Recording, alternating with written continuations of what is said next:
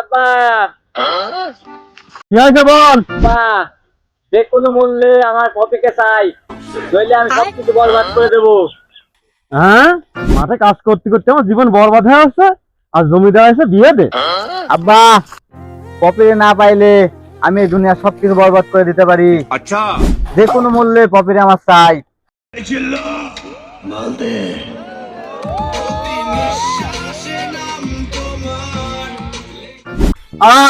চলো চল, আজকে তো বিয়ে দেবো। এত মাথা গরম করলে হয় বল? বিয়েটা যেন না কোনো বিয়ের মারা একটু কেমন রে।